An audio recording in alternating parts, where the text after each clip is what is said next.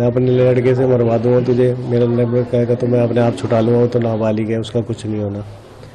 Definitely इस पूरे हत्याकांड का मास्टरमाइंड ये नाबालिग लड़का ही है। इसकी पहले की भी क्रिमिनल इन्वॉल्वमेंट है एक हमारे पास अटेम्प्ट टू मर्डर की। 15 से 17 दिन से ये लोग इस चीज़ की प्लानिंग कर रहे थे।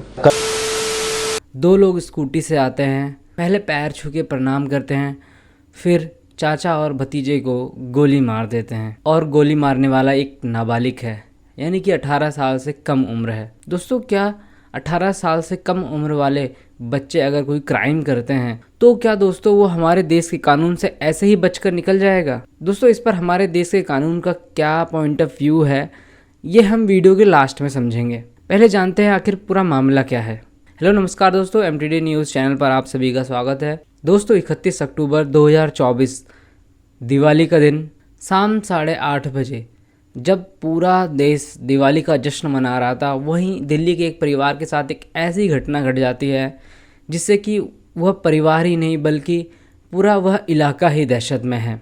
दोस्तों, कब एक छोटी सी बात या फिर चंद पैसों का मामला इतना ज़्यादा बढ़ जाता है कि किसी इंसान को अपनी जान गंवानी पड़ती है। दोस्तों, ये हैं योगेश और इनके ही भाई और इनके बेटे को इनके ही रिश्तेदार ने उनकी हत्या कर दी और पूरी घटना सीसीटीवी कैमरे में कैद हो गई। दोस्तों, आखिर इसके पीछे का पूरा मामला क्या है, आइए इनके ही परिवार से जानते हैं। 7:30 से 8 बजे के बीच की बात है। दो लोग थे, एक पैदल था और एक स्कूटी पे था। जो स्कूटी पे था वो मेरा भतीजा लगता है। कोई बात नहीं, ये लोग हमारी अभी थोड़े टाइम पहले मेरे भाई की किसी से पैसे को लेन देन के लिए थोड़ा सा विवाद हुआ था, तो उसमें मैं भी अपने भाई के साथ, मतलब भाई ने मेरे से कहा था जा उससे बात करके आया, तो मेरी खास उन्हीं हो गई थी, उससे हाथापाई भी हुई थी। उसके बाद हमारा थाने में बैठ के फैसला हो गया था। उसके थोड़े टाइम बाद बीतने के बाद इन लोगों ने क्या करा, ये जो लड़का स्कूटी पे था इसे बुला के पैसे दे के अपने घर पे गोली चलवाई। उसमें इन लोगों ने हमारा नाम लिखवाया कि हमने उससे गोली चलवाई है। हमारे फ़ोनों पे वीडियो भेज दी गई उसके फ़ोन से और हमारा नाम लिखवा दिया गया। हम काफ़ी दिन अपने घर से दूर रहे, फिर लास्ट में जाके थाने में इन्वेस्टिगेशन के बाद हमें छोड़ा गया। और उसके 1 महीने बाद हमारे ताऊ के लड़के का, विराट का फ़ोन आना चालू हो गया मेरे पे, मेरे भाई पे, कभी मेरे पे कभी मेरे भाई पे, कि इनसे फैसला कर लो नहीं तो अच्छा नहीं होगा। तो मेरा भाई, हम नॉर्मल कह देते थे कि भाई आप अपना काम करो, हमें मर, मैं अपने लड़के से मरवा दूंगा तुझे, मेरा लड़का कहेगा तो मैं अपने आप छुटा लूँगा, वो तो नाबालिग है, उसका कुछ नहीं होना। और इस पूरे मामले पर अब पुलिस का क्या कहना है वो भी जान लीजिए। सीक्वेंस ऑफ इंसिडेंट ये है कि गली नंबर 1 बिहारी कॉलोनी में ये घर है, जो मृतक है उसका घर है। ये लोग बाहर अपना दिवाली का जो भी है पटाखे जलाना, दिए जलाना, मोमबत्ती जलाना, वो काम कर रहे थे। हाँ, उस दौरान आकाश बोल रहा हूँ, उस दौरान ये जो CCL है वो वहाँ पर आता है, जुवेनाइल, और इसके पैर छूता है। उसी एट द सेम टाइम जो हमलावर है वो भी वहाँ पहुँचता है और इस पर गोलियाँ चलाता है आकाश पे। आकाश भागता है अपने घर की तरफ, उसके पीछे पीठ की तरफ गोलियाँ मारता है और फिर जब हमलावर वापस जा रहा होता है, भाग रहा होता है वापस, तो उसके पीछे ऋषभ भागता है और उस दौरान उसको भी एक गोली मारता है। ये सीक्वेंस है और ये केवल आकाश को टारगेट करने के लिए आए थे और किसी को टारगेट नहीं।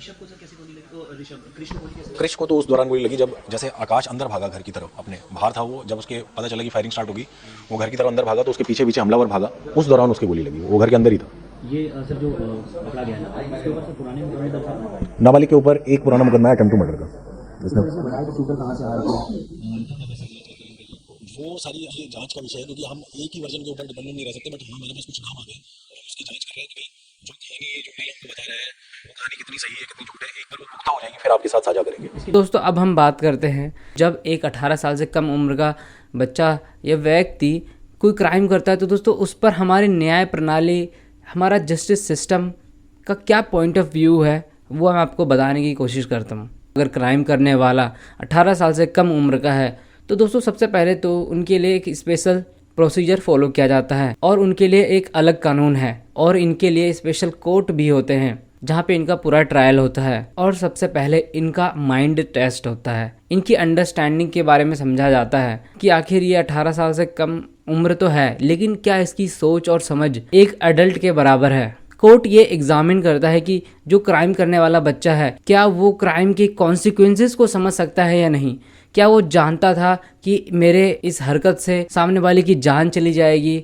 और इसके लिए मुझे सजा भी हो सकती है। दोस्तों, अगर उसकी इस तरह की अंडरस्टैंडिंग है और तब भी वो क्राइम करता है, चाहे वो फिर 17 साल का क्यों ना हो और चाहे वो 16 साल का ही क्यों ना हो। अगर उसने कोई हीनियस क्राइम किया है और उसकी अंडरस्टैंडिंग भी काफ़ी अच्छी है तो उसको एक अडल्ट की तरह ही ट्रीट किया जाएगा। लेकिन अगर ये साबित हो जाता है कि उस बच्चे को इतनी समझ नहीं है कि वो क्या करने जा रहा है, या फिर वो जो कर रहा है वो एक क्राइम है, या फिर उसने किसी के बहकावे में आकर किसी के कहने पर यह क्राइम किया है, तो उसको एक बच्चे की तरह ही ट्रीट किया जाएगा। तो दोस्तों आई होप कि आप समझ गए होंगे कि अगर कोई 18 साल से कम उम्र का बच्चा क्राइम करता है तो क्या होता है। वैसे तो दोस्तों इसमें काफ़ी कुछ है और भी डिटेलिंग बताने को। अगर आप लोग इंटरेस्टेड हो तो मुझे कमेंट बॉक्स में लिख दीजिएगा, मैं इसके ऊपर एक फुल डिटेल वीडियो बना दूंगा। दोस्तों अगर आपको यह वीडियो पसंद आया तो इस वीडियो को लाइक करें और ऐसी और भी जानकारी पाने के लिए दोस्तों हमारे चैनल को सब्सक्राइब करें।